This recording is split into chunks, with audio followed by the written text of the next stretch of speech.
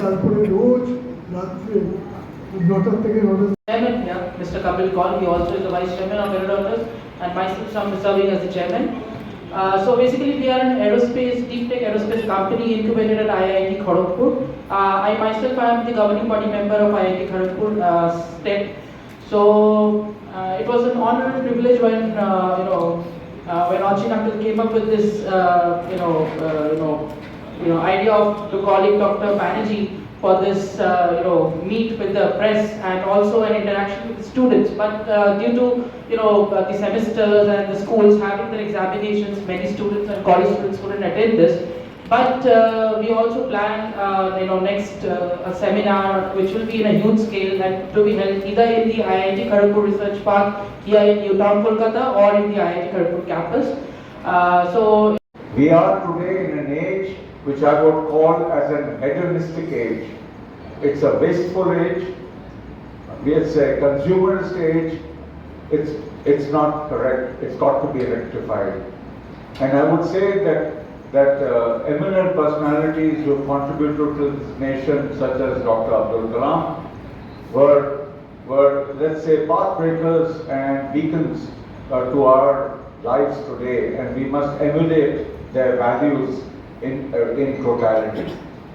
I would say representing the essence of knowledge and the application of knowledge, not just in defense of the country, but in defense of yourself as a person.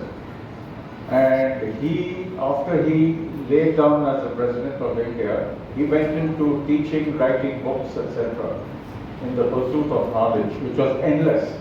And that knowledge went into any kind of sphere. There was no limitations.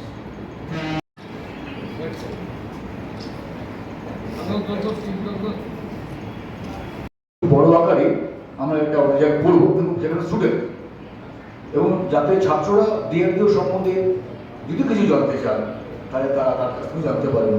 এবং আগামী দিনে আমরা একটা বড় অনুষ্ঠান নিচ্ছি, সেটা হচ্ছে আমাদের আইটি পার্ক নিউ টাউন, হ্যাঁ আইআইটি খড়গপুর রিসার্চ পার্ক, হ্যাঁ এখানেও আমরা কিছু প্রোগ্রাম অনুষ্ঠান করবো আর কি।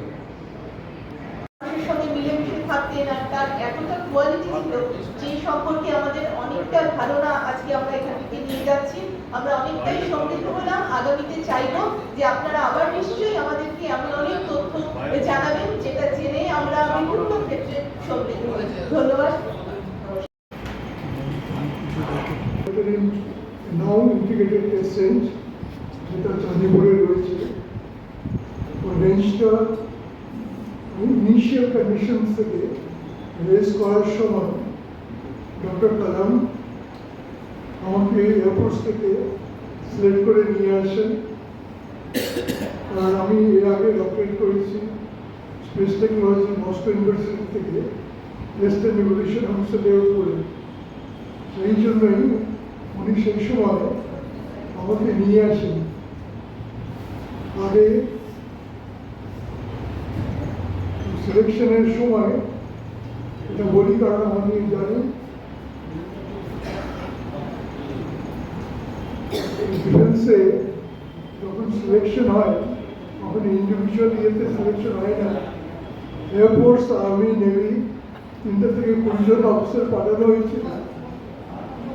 That was in 1987 জানুয়ারি মাসে 87 বুঝতেই পারছেন দিল্লির ঠান্ডা। কর্তৃপক্ষের কাছে কেউ ইংরেজি পেপারে চাকরি করছেন, কেউ হিন্দি পেপারে চাকরি করছেন, কেউ বাংলা পেপারে চাকরি করছেন। আমি সংশ্লিষ্ট কর্তৃপক্ষকে চিঠি দিই আমাদের ইউনিয়নের পক্ষ থেকে যে আপনার বিরুদ্ধে এই কোন অভিযোগগুলো আছে, সেই অভিযোগের ক্ষেত্রে আপনার কি উত্তর। তো কিছু কিছু মিডিয়া নিজেকে খুব অগ্রাহ্য করলেন, খুব ভালো কথা। আমরা তিনবার তাকে অনুরোধ জানালাম, কর্ণপাত করেননি। আমরা সরাসরি লেবার কমিশনের কাছে আমরা তাদের এগেইনস্টে একটা কেস ফাইল করি। কেস ফাইল করার পরে তখন তারা আমাদের বলে যে আপনারা এই বিষয়ে কিছু এগোবেন না, আমরা দেখছি। কিন্তু সেই দেখার বিষয়টি 3 মাস গড়িয়ে গেল, আমরা তাদেরকে নোটিশ করলাম। নোটিশ করার পরে তারা কিন্তু হিয়ারিংয়ে তারা যোগদান দিলেন। হিয়ারিংয়ে যোগদান দিয়ে তাদের নানা টাল বাহানা বললেন, কিন্তু যাই হোক আমাদের যিনি লেবার কমিশনার ছিলেন তিনি বিষয়টি খুব ভালোভাবে অনুধাবন করে